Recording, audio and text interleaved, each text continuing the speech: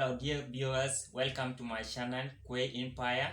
I'm here with my friend. We are discussing about degree. Is it advisable for our MP, MCA acquire degree for them to buy a public office? This thing I'm going to ask my friend to know if it is okay or it is not.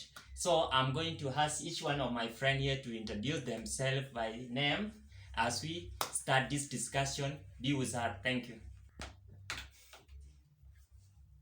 Hello everyone, I'm Evans Jagedo, a political science student. Welcome. I'm Japheth Olweng. Welcome. I am Aurelia. Welcome, yeah. I'm Lid Maror. Welcome. Ajam Washlin. Ayorola. Eli Danan. Welcome. Okay,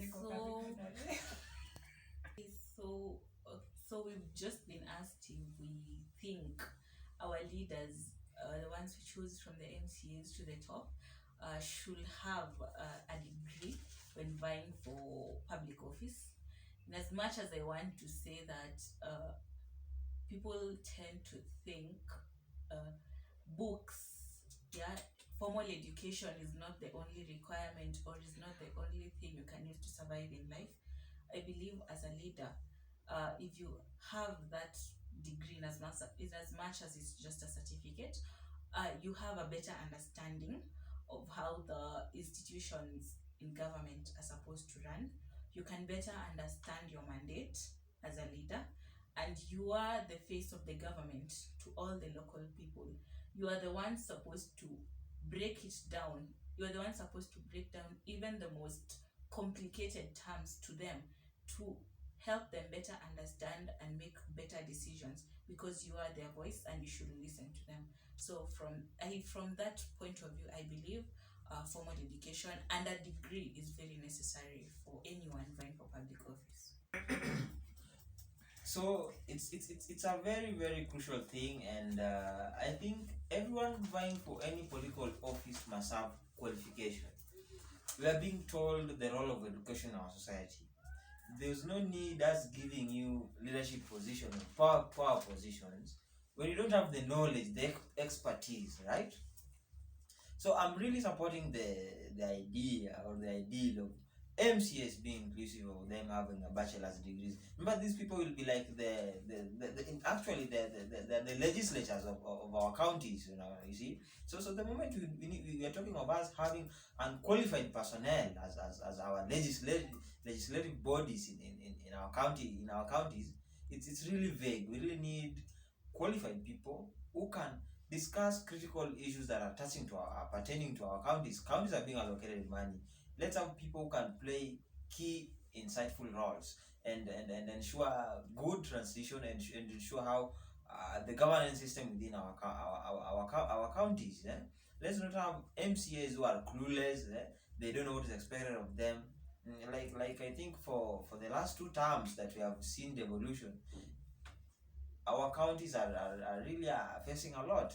We are only talking of impeachment motion based on the political temperatures, based on how politics is being governed in our country. Let's talk of impeachment motions because someone is failing to serve.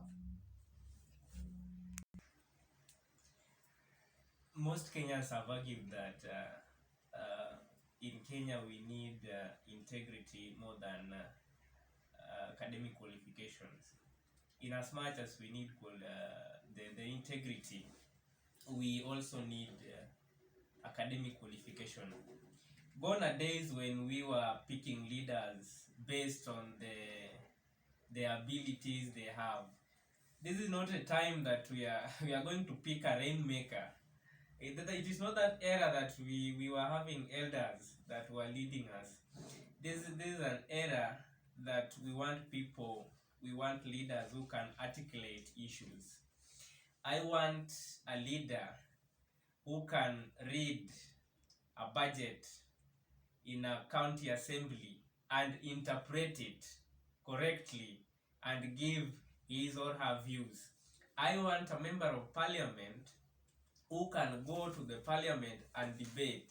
You've seen Kenyan parliament, when serious issues are debated, we have 290 MPs, but when serious issues are debated, we are having like almost like 20 MPs in a parliament. You find 30 MPs, you find 40 MPs. Where are these MPs? Sometimes these members of parliament do not come to the parliament because they are not able to articulate issues.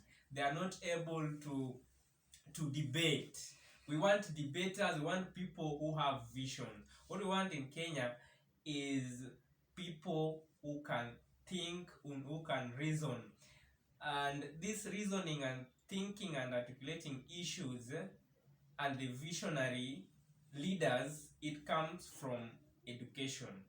Let our member of parliament and our member of county assembly who don't have these qualifications, bachelor's degree for the coming general election, let them go back to school and wait for 2027. Yes, so for member of parliament and the MCAs, it is my view that they should actually have this qualification, that is the bachelor's degree, because education exposes someone, and when you're exposed, you're able to articulate the needs of the people that you're leading. So it is crucial that the leaders who are vying for political positions should actually have them. Thank you. Okay.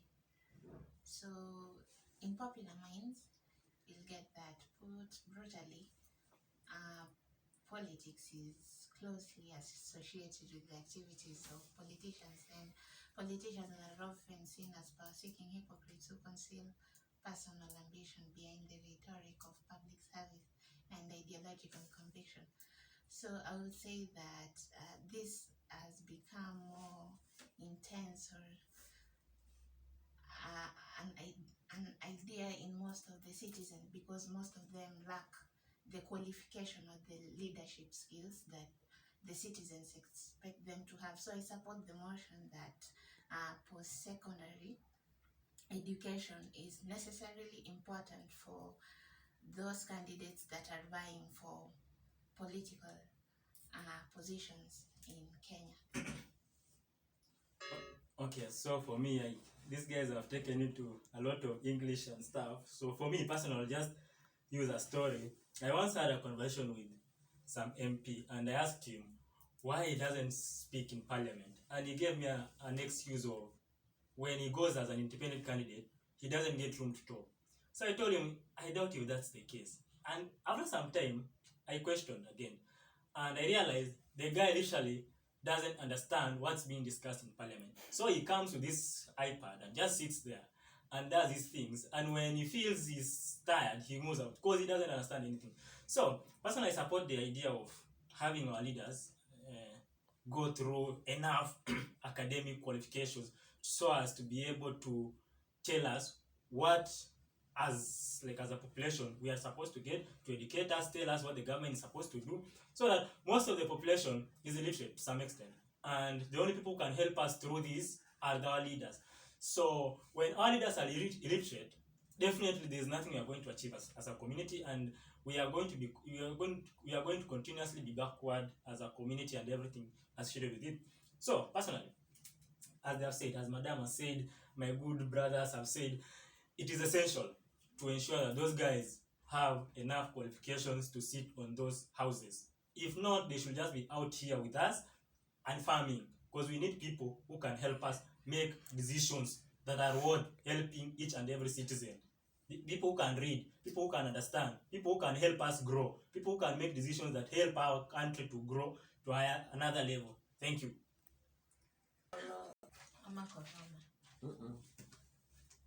I think it is necessary, and it is essential, and it is mandatory that we have literate political elites.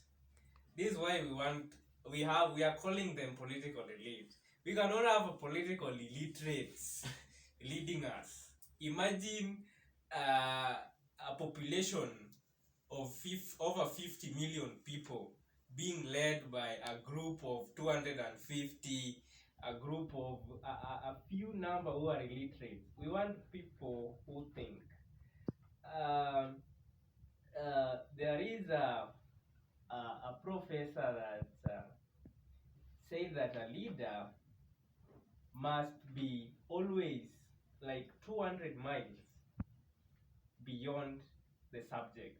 So how come we cannot have a leader who cannot read, who cannot articulate issues?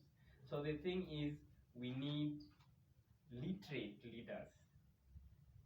We cannot be led. In fact, as citizens, we cannot take it, and we are not taking it anymore. We cannot be led by literate politicians, political elites. Okay, so additionally, I believe we need literate leaders because they are our representatives as a people, and what they come to give to us is information from the top, and they need to be capable of leading through public participation. We need real leaders, we don't need sycophants. We all witnessed what happened when the MCAs were supposed to either pass or reject the BBI bill, and the only thing they wanted were car grants or favors from the government. Nobody at one point stopped to think about the voter who gave them their vote. Nobody at one point asked, what is in it for Wanjiko? Nobody at one point dared to ask, what's in it for the survivors of political violence that have usually been rampant in our country.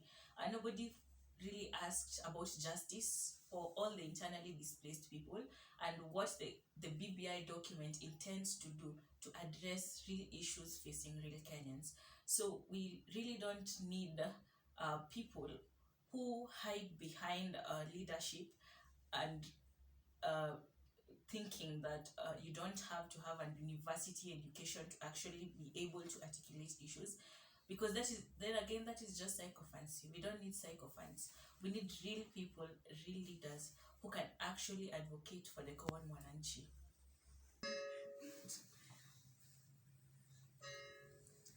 Yes. Hello, guys. Thank you. Have you heard them all? They articulate those issues well.